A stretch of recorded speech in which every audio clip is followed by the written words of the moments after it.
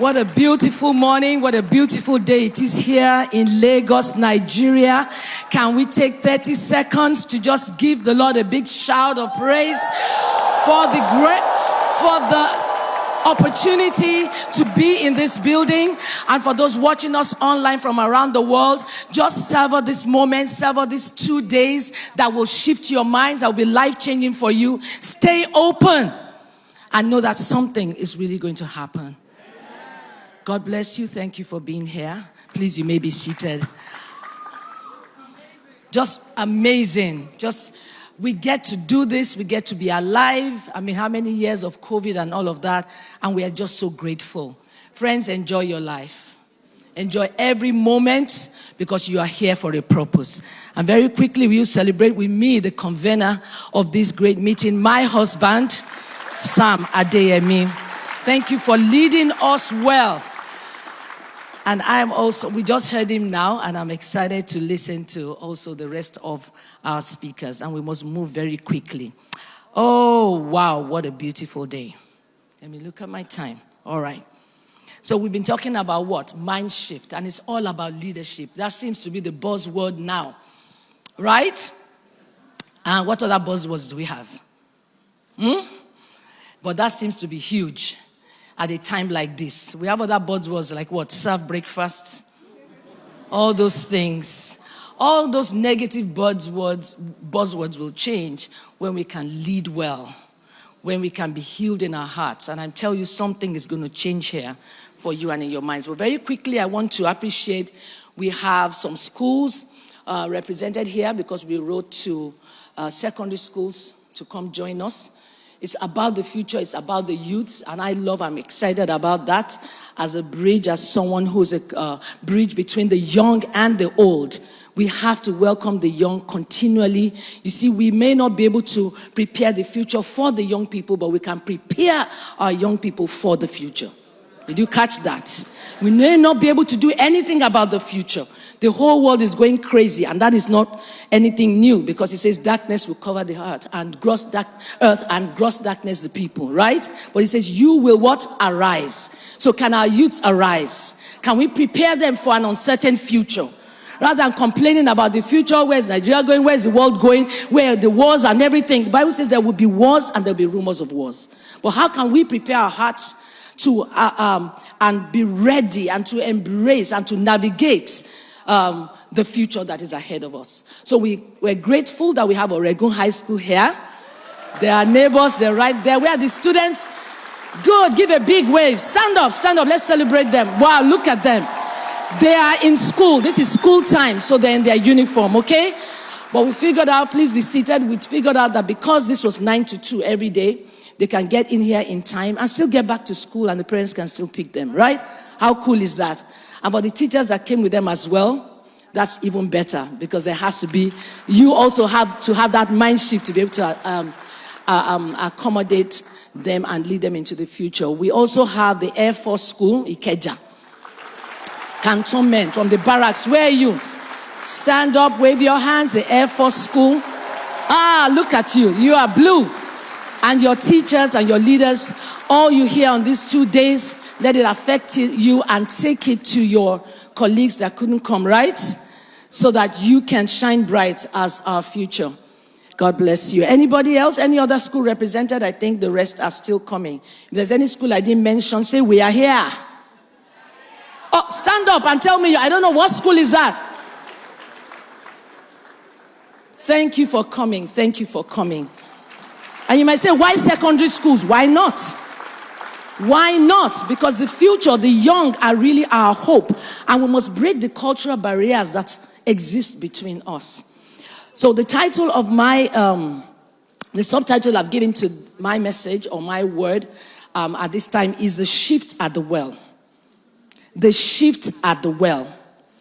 Now, there's this story, and it's, of course, from a great and amazing book, the Bible. A woman from Samaria came to draw water. She came to the well. And we've acknowledged the leader of all leaders. I belong to the school of Christ. As a Christian, don't just be a follower of Christ, but be a member of his school. Enroll in his school. Study how he walked, how he lived. He was literally the power of God, but he was also the wisdom of God. So this man, our great leader, Jesus Christ, he came to a well on a particular day. He was tired. And you can find that story in John chapter 4. He was tired and he sat by the well, and his disciples had gone for food. I don't want to go down that path because I often wonder why all of them went for food. Like all 12 of them. Like seriously? This man was very simple, and you must appreciate his humility and bring it into the present, that he didn't even insist that one of them had to stay with him. Like, how can all of you go? What was the mentality? Anyone that stays, you are in trouble because work will continue. Right? Miracle, no, they tire Jesus. It's since that time. This man never gets tired. Work after work after work. So if you stay at your own peril. All 12 of them went to buy food for the 13 of them. But let's leave that aside. So he was left alone, and he sat by this well. And then he saw this woman. This woman was from Samaria, a woman of Samaria. And the woman said to him, how can you ask me to give you water to drink? He said to her, woman, give me water to drink. And she started her whole, all her ramblings and all that. We know the rest of the story. And that's from verse 7 all the way to the end. You'll see their conversation. She said, how can you ask me, But he said, look, if you knew who was speaking to you, you will ask water from me. And what did she say? She said, you don't even have anything to draw with. So she noticed his hands. She noticed what he had, right? Or what he didn't have. That's not difficult, right? Sometimes it's just a quick scan, right? And someone looks at you from head to toe. The color of your hair, your shoes, and they've made up their minds about you. That's an art. That's not. But the conversation continued. And he continued to talk about what he could give her in terms of water and all that. But she had her own ideology and all that. But somewhere along the line, when she said, okay, give me this water so I will not thirst again and come here to draw. And then that is when he now brought out his joker. He said, go and call your husband. This is not about husband or not, but that was what the hook that he used. For he was a prophet. He had seen through her. But he didn't have to come and say, this is Prophet Jesus here. Woman, I can see. You have 5 husbands. You've married 5 times. And that is not even the issue. The fact is right now, the person you are living with is not your husband. You are just shacking up. Therefore, you will go to hell. How would that change her? How would that do anything? How would that break the cultural barriers? How would that heal anything? I believe that leaders are healers. It depends on what you want to heal. Some heal your finances. If you come near them and you listen to them enough, your finances will be healed. Some heal your emotions. Some heal various things. We shine our lights in different ways, and that's why you can't compare yourself to others. It's foolishness.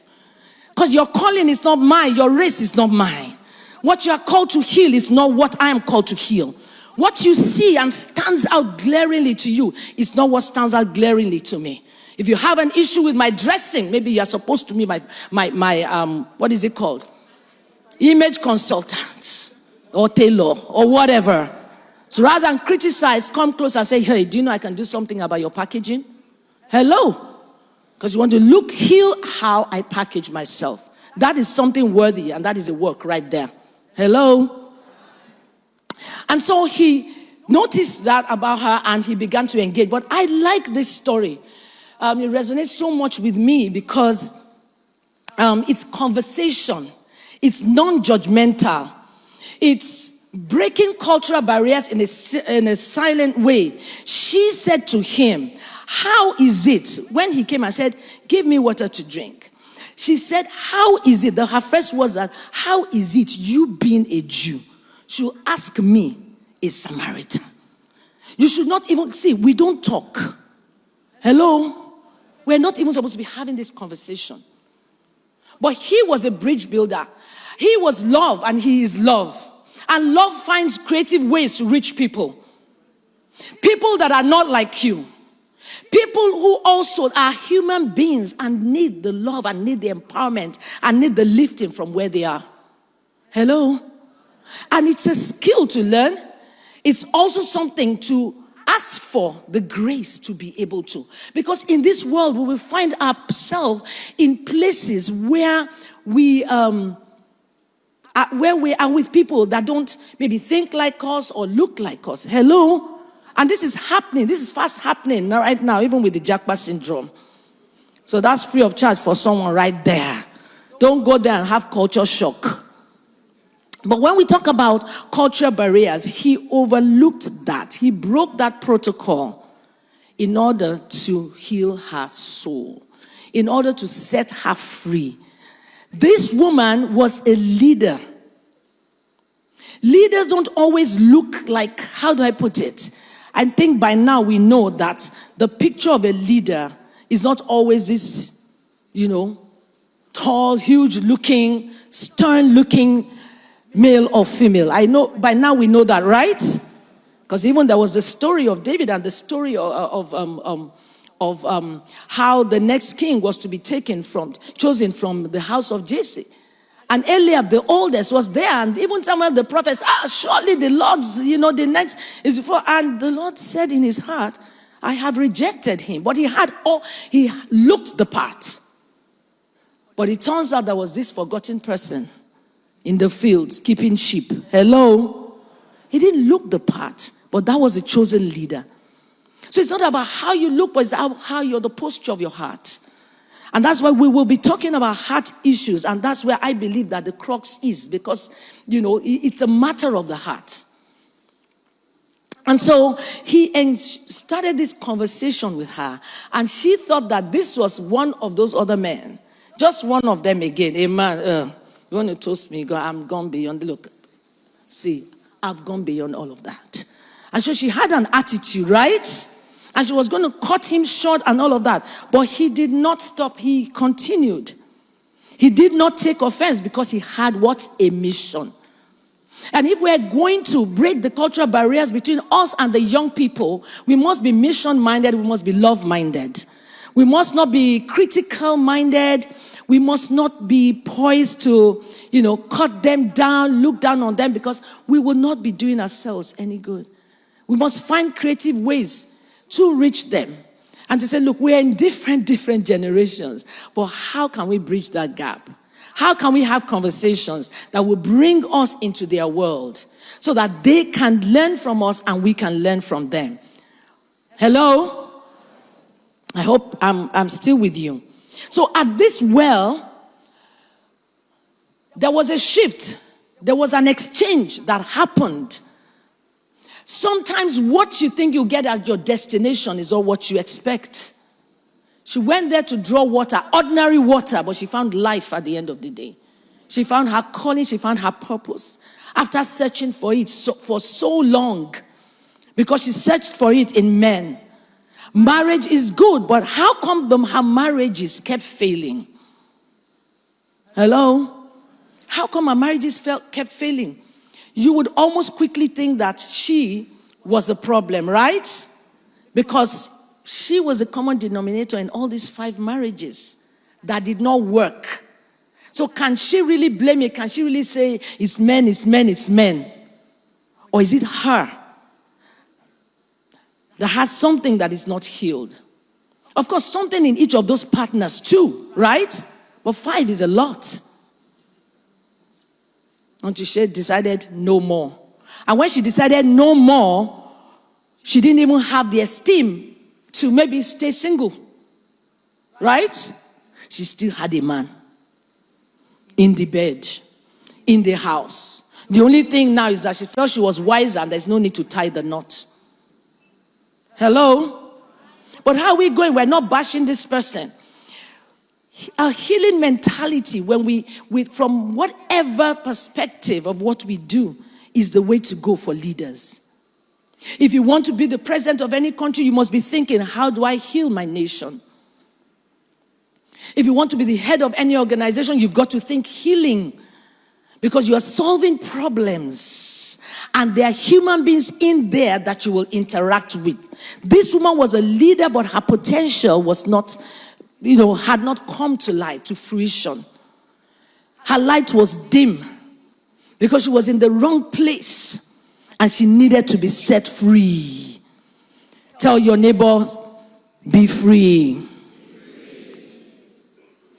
One thing about light, it will illuminate you. And we've talked about that a lot. I mean, the light of the world. I kept hammering on that all through this year. Light, one thing about light is it will expose. It would illuminate. It will not leave you the same. So leaders are light. People are light. How are you shining your light? So it crossed the barrier of culture to get her heart. When we are after people, we leave them better and not bitter. Many years ago, I found an ordinary meeting place. I could say this was like a well. It was a brothel that I chose to go into with intention, being deliberate to strike up a conversation with any of those girls. I was just hopeful that I could get into their world. And you asked me, what was my business? Well, I was concerned. And I just cared enough. And I was following my heart. So I get in there, and I struck up conversation with a girl. Her name was Sandra. Don't worry, they never used their real names anyway. And I started a conversation with her. I was wondering where would this lead. I was just saying, I'm looking for someone. I'm looking for my sister. Just rambling and all that. Until I couldn't go any further. And then I, declared my manifesto. And I started a conversation. Hey, you're a fine girl. What are you doing here? And that was how she became my first, literally convert in that place. She became my first, friend, gave her heart to Jesus, and through her, I could reach her other friends. The rest is history, because that was the beginning of the Real Woman conferences and seminars out there, and then later on the Real Woman Foundation. So for the conferences, yes, we share, and then we have conversation, Q&A, asking questions, letting them ask questions, answering, and there being interaction. So it's a two-way street, people, even for leadership. It's not talking at people. It's not talking down at people. We have a lot to learn also from people that are on the other side, whether it's between older and the younger, or whether it's between you and someone of another race, or even, let's bring it down to Nigeria, another tribe. Okay? Or we're talking global now, another race entirely.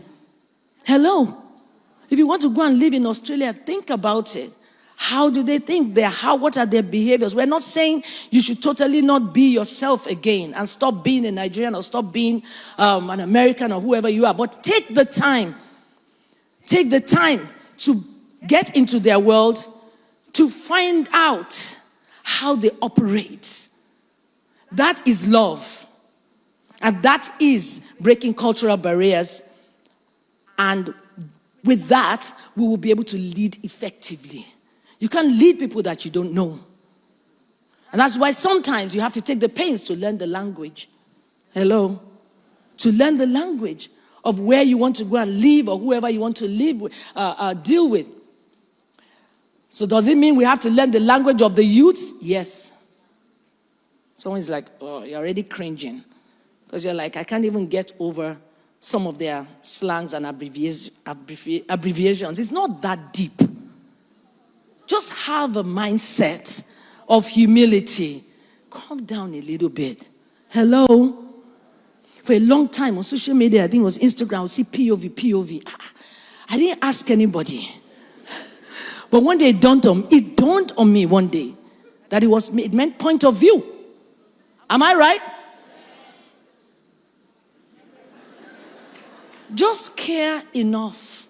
Don't say which one is POV. In our time, we did not. Excuse me, you can't go back. Smell the coffee. We're in a new era. We're in the future. It's evolving. Stop saying the good old days. Hello? The best days are here. It's what we make of it. It's what we make of our world. Courage is what leaders are made of. And you see, because when we hear the word courage, we think, someone wants to go and climb Mount Everest and get there and say, I was courageous. Courage sometimes just means stepping out of your comfort zone. It just means going to talk to that unlikely person. Though you think the person might, might snub you. But courage is just taking that step. And it works hand in hand with love.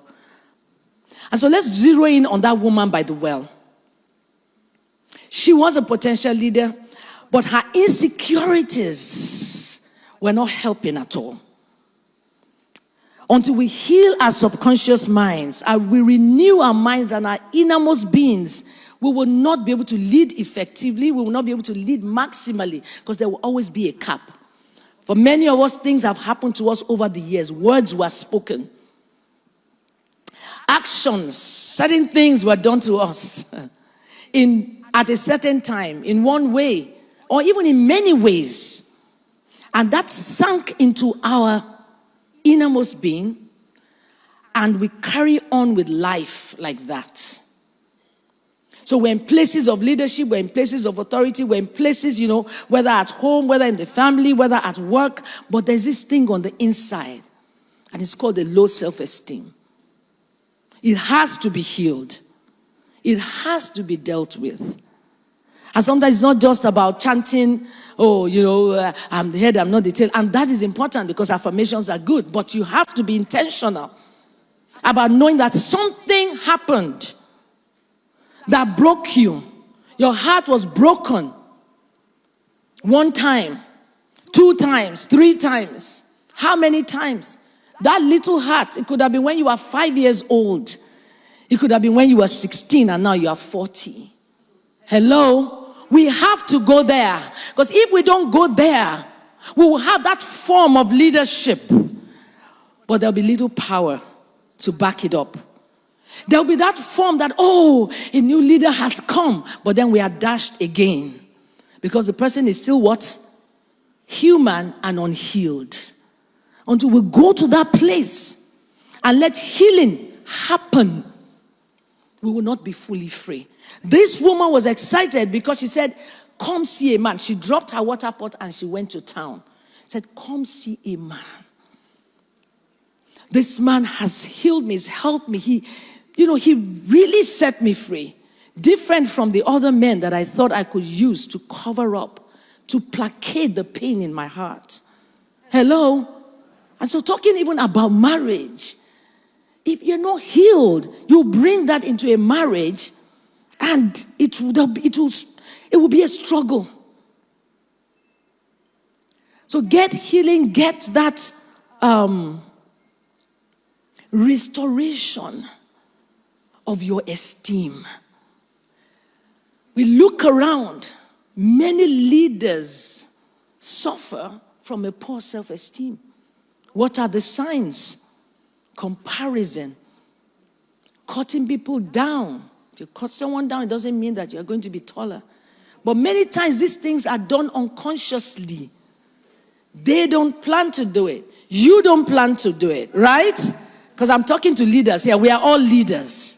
But I believe that inner healing is the starting point. It is. To be healed is to be comfortable in your skin, to be comfortable in how God made you, to come to that point where you are whole, you are happy. On the inside, there is a joy. Right? And you know that it's not about what you wear and what you do not wear. You've got to put on clothes. It's packaging. You've got to be covered up. How you want to be covered up is different from how I want to be covered up. Hello? It's not about how your hair is, whether it's bone straight or natural.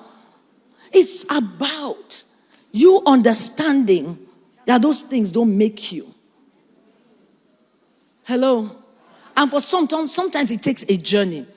Now, if when you were growing up, you had words, your parents loved you enough to speak kind words to you, to build your esteem, to correct you in love. Because when you don't correct a child, you don't love that child. When you don't correct a child, you have esteem issues. Yes.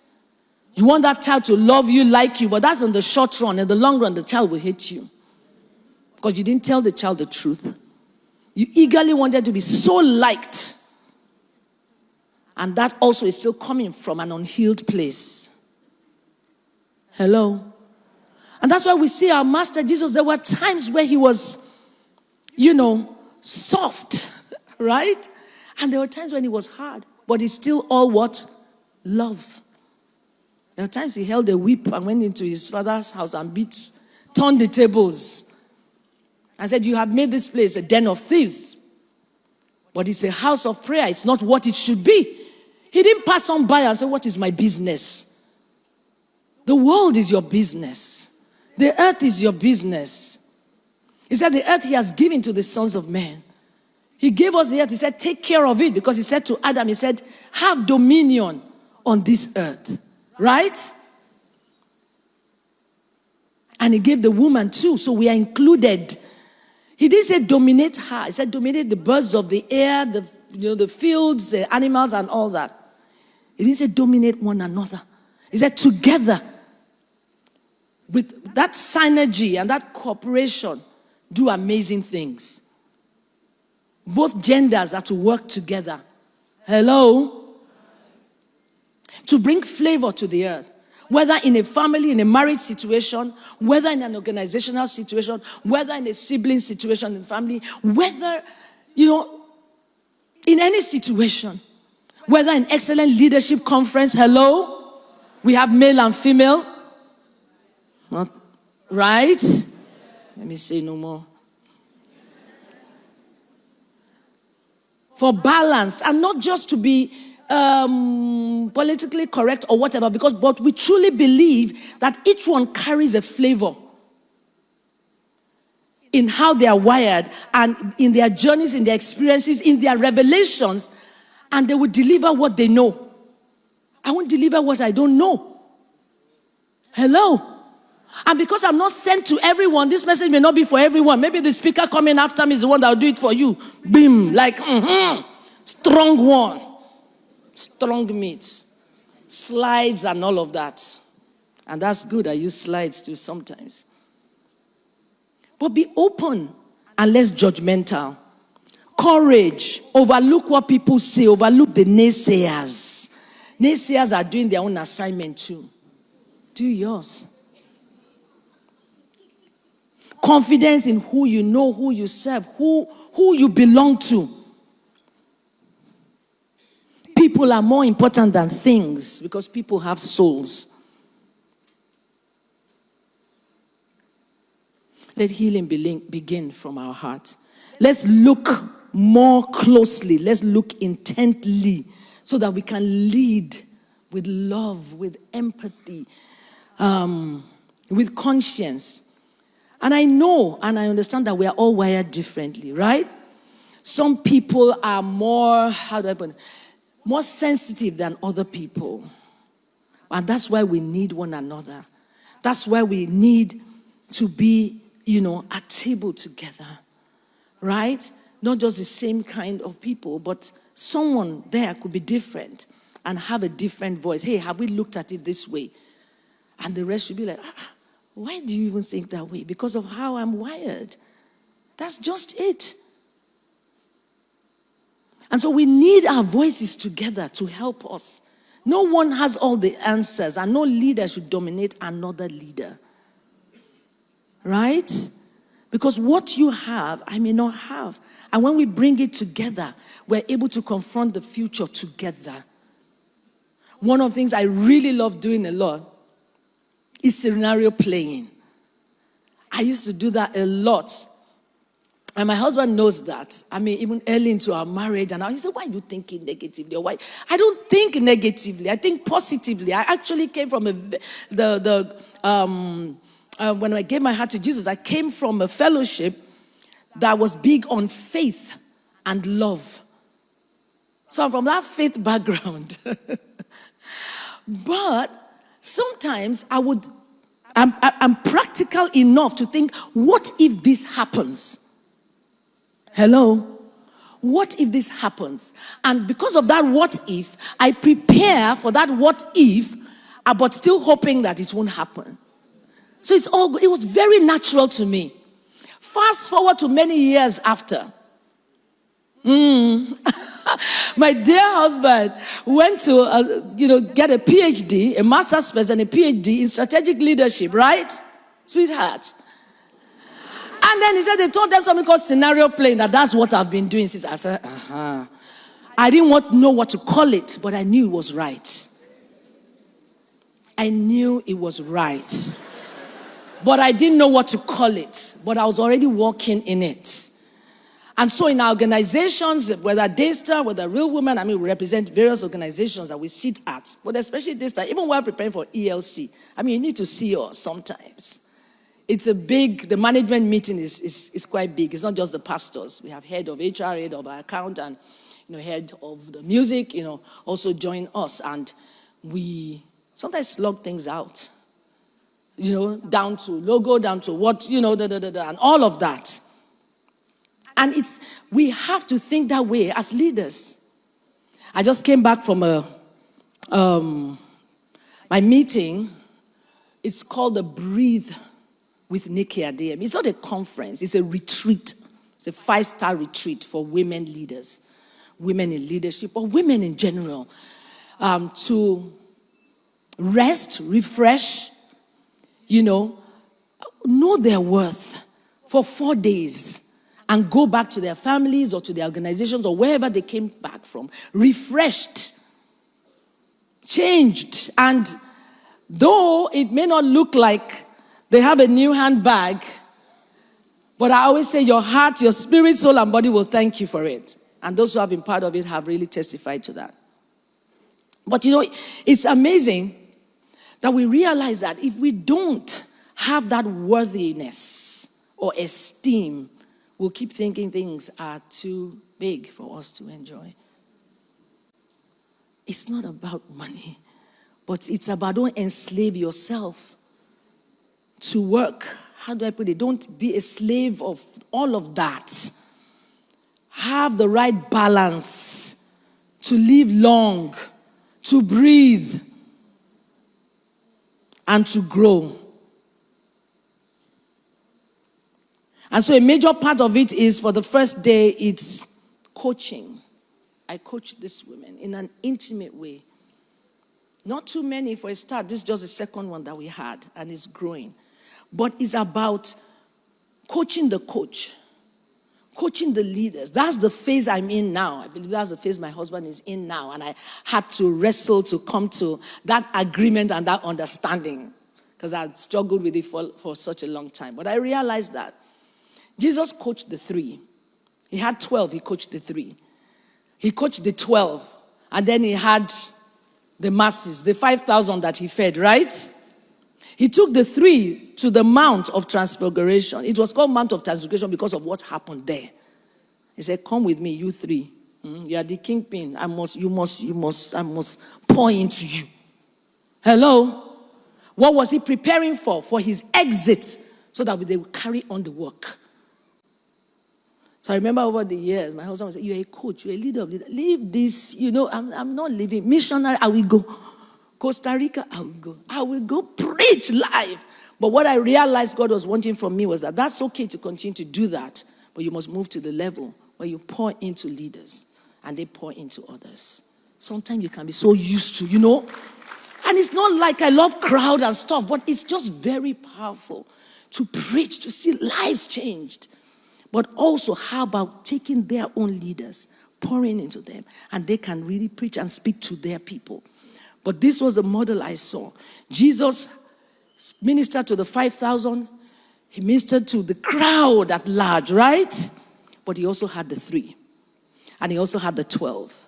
And he could also stop to talk to the woman with the issue of blood and heal her. Well, he didn't talk to her. She took her healing. But he could also stop and have conversation with one. Just leaving that audience of one, just that one. And look at what she became.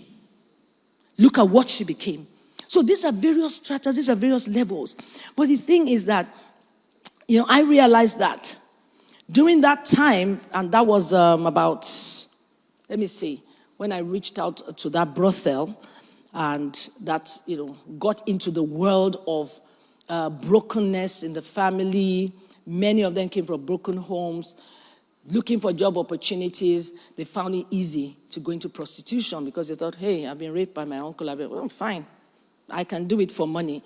So those stories help me to understand from the family angle how we must look out for our young, how we must have eyes on them, how as parents, aunties, some of us are not parents, but we're aunties. Some of us don't have children, but we're as motherly. We are even more motherly than those who have children. Do you know people like that around you? It's a grace, it's a calling. They call you out. What are you doing there? Don't you have homework?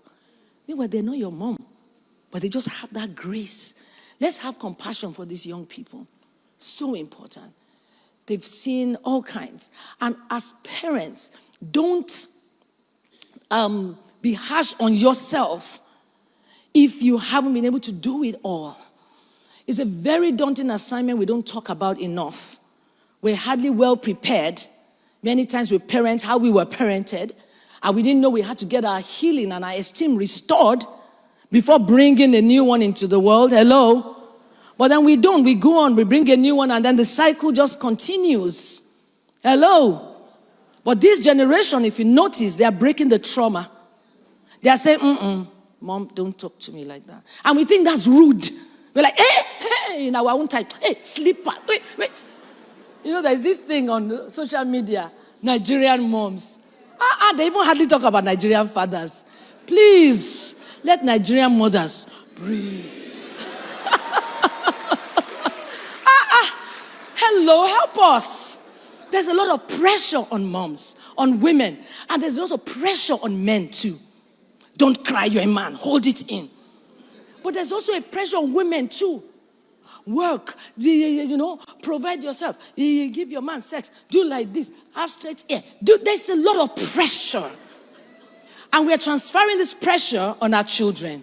Hey, can't you see so and so? Do they have two heads? Your child came fit. You say, hey, the person that came first, didn't he have it? Why do we even give positions? Mark the script, give them the rest, let them go home. 20 people in the head, the school people, are you hearing? Anyway, go and tell your principal. Why positions? 25 people in a class, fine, mark the results. But when the position is there, your parents go to 23rd out of 25. You just say, at least I passed more than 2 people. I personally feel there shouldn't be position because that's comparison. Let the result be the results. If it's 23% you got, we already know that that's not good. But we don't need to know what did the others get. Because if the highest was 29, you'll not be like, I shall tried. 29, 23, you all failed. What really is the motive or the mentality? Because it's just the beginning. It's not even halftime yet. It's not even the end. And that sets us up and sets children up for comparison. Because in life, subconsciously, you get your result, but you want to know what the other one got. That is why even in Jesus' time, was it one of the disciples that asked, how will this one die or something like that? And Jesus said, what has that to do with you? Mind your own business. But we don't mind our business because if you are 8, you came 8 out of 30. Who came first? Second, third, that's the person to beat. Why? Beat your own record. So if there are no positions, if you got 50%, tell yourself that next term, I'm going to get 60 or 65. I'm going to do what? Better. Teachers, are you listening? Heads of schools. Can we have a mind shift about that? So we ease this trauma. From generation to generation, we can stop it somewhere. So it's about self-esteem. Many times the peer pressure is between the parents as well. We've transferred the peer pressure. And I've told myself, I'm not going to have pressure over anything. Zero pressure, nothing, I'm doing good. And I'll tell myself that, and I can do better, and I'll keep working better. I'm not looking at somebody else. So don't feel sorry for me. Tell your neighbor, don't feel sorry for me. Hey, my mates are already grandmas. What has that got to do with me? Hello? Omugo. That's what to achieve like. I'm not belittling that. It's a beauty to be able to see the next generation and take care. A friend once said that, oh, Omugo, I'm not, no. You will take care of your child by yourself. Maybe 2 days out. Don't judge anybody. Don't compare. Enjoy your life.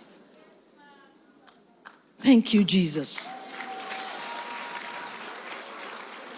Self-esteem is often confused with self-confidence. Self-confidence is the knowledge that you can succeed at anything. Career, relationship, whatever you've studied for, you've trained for. But self-esteem, on the other hand, is the capacity to like and love yourselves and feel worthwhile irrespective of the ups and downs in life. So you can have self-confidence. You can teach, you know how to fix things. You're an engineer, and that's fine, but you might have a poor self-esteem because you find it difficult to love yourself and feel worthwhile. If your father or your mother was always telling you growing up, look at this or that children. Hey, something, child of you keep thinking and feeling less than. And you can take that into adulthood, that even when you are doing well, acing your game, you are CEO, you are at the top, because you're brilliant and all of that. And, even the favor of God opens doors for you. But when you get there, you will still be feeling, because that voice that you are hearing, your dad, your mom, they might have been long gone, but you will still be hearing it echoing, that you're still not good enough. And so you have to be healed. And so this is what the master always came for, their hearts. If they can be healed, they will be better leaders. If they can be healed, they'll be better people. And I'm on that journey too. I'm still on that journey. It's not like I'm 100%. Hello. And that is why he said in Romans 12 too, he said, don't be conformed to this world, but be transformed by the renewing of your mind, by the shifting of your mind. So it's not enough to say, I've given my heart to God, I've given my heart to Jesus, I've done it, but your mind, your heart, your subconscious, those things deep buried down. He paid the price of it, but you must do the work for your inner healing. You must, and you first have to admit that you need healing. Because life has dealt a hard blow on many of us. Even on people who are presidents today. They came from a home. They came from somewhere. How were they raised?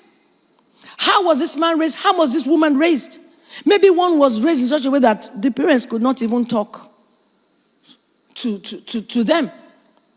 And today they are grown, they're in positions of power, so nobody can talk to them. Nobody can call them out. Nobody can, because it's always been there. And that's why we have to go back to the family. How we show up many times is because of our esteem. We have to go back to the family. And sometimes even a lack of a family. I'm someone that's privileged to have been able to raise or create an orphanage which still exists to the glory of God, the Love Home Orphanage in Magodo. To the glory of God. There's a lot that goes in there that my staff help out with. Trainings, just the environment, giving the best that we can. Therapies sometimes, yes, for any of the children that need it, so that they can be something in life. Some of the girls and ladies that pass through the Real Woman Foundation shelter have gone on to even do amazing things. There's one that lives in Canada right now. She's married and had a child a few months ago. She knows herself, and she always says, hey, you can share my story anywhere. She's amazing, doing brilliantly. And many of them all over the place. I'm grateful. How do you want to show up? But I'm still working on myself. How do you build a positive self-esteem? I have just 1 minute. And I have about 12 points here, but I'm just going to share 2, and that's it. For the rest, sign up for my coaching. Adopt a more positive attitude. Accept yourself for who you are. Love yourself for who you are. Not for the performance. Some of us felt our parents loved us. Because if you came first, you were loved. If you came fifth, you got the eye rolling. And so you got the message that you had to perform for acceptance. No. It's not about that. You are loved. You are accepted in the beloved.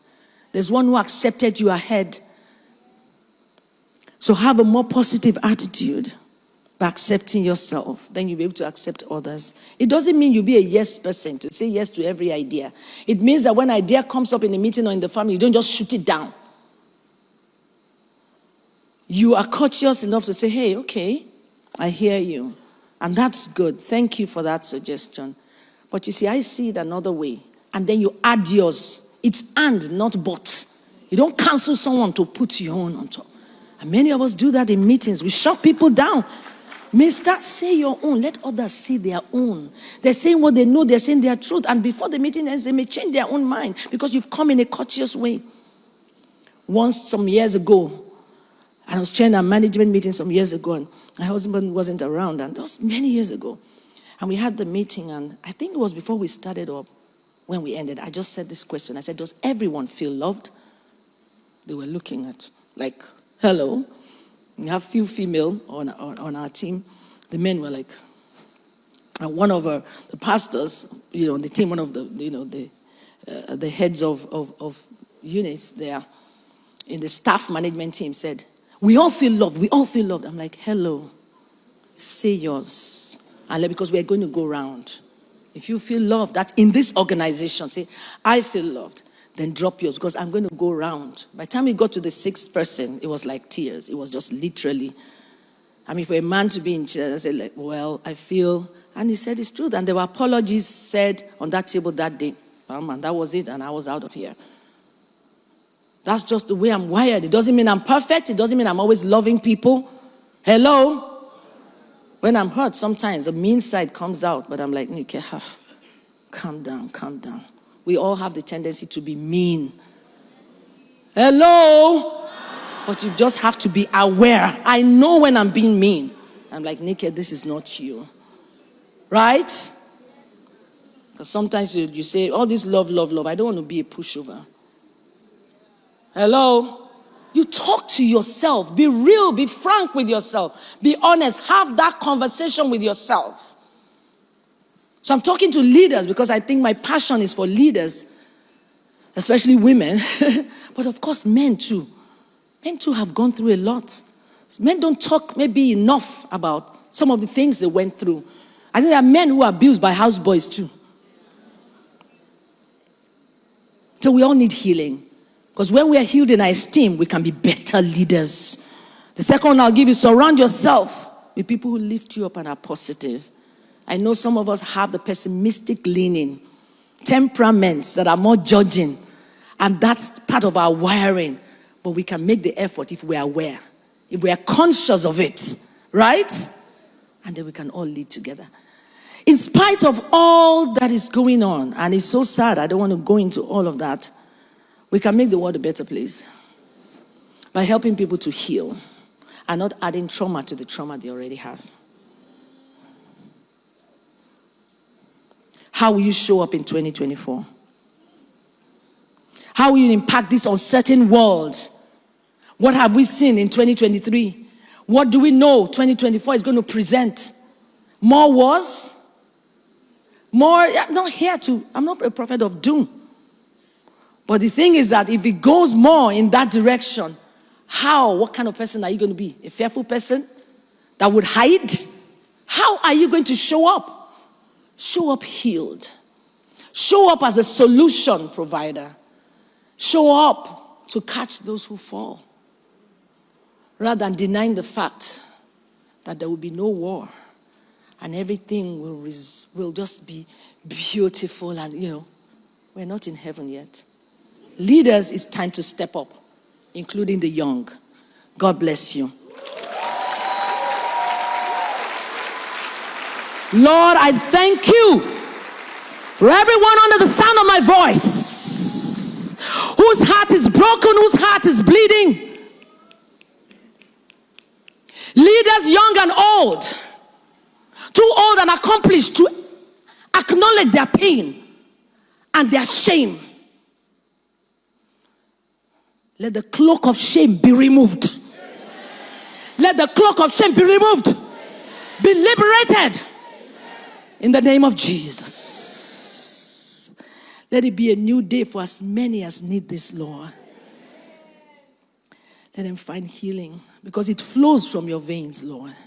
You pay the price for it all. But sometimes we've got to do the work.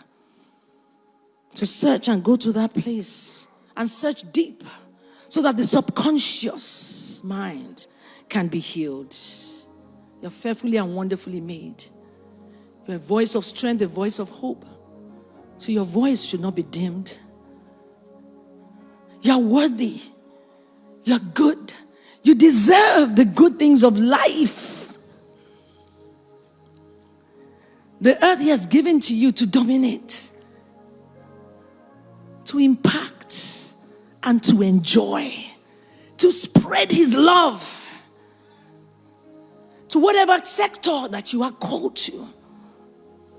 Nothing is too mundane to call irrelevant.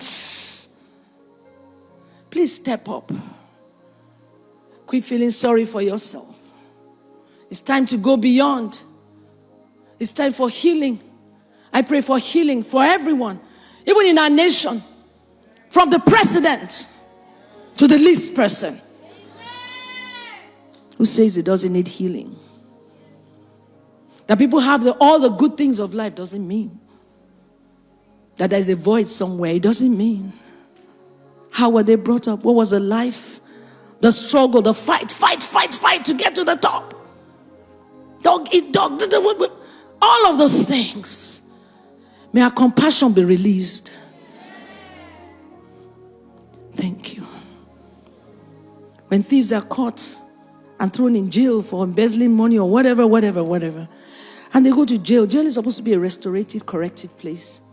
Not a place where they come out harder. Right? It's supposed to be a corrective place. But is it? So I'm not saying condone thieves, hey, why did this steal? Why did it? No. Let's be more compassionate and bring solutions that truly heal and move us forward. Friends, it's a new day because we cannot pour new wine in old wineskin. Are you ready to change and be the new skin? That you may contain what the Lord is doing in the earth in the days, weeks, and years to come. And so shall it be. In Jesus' name, amen.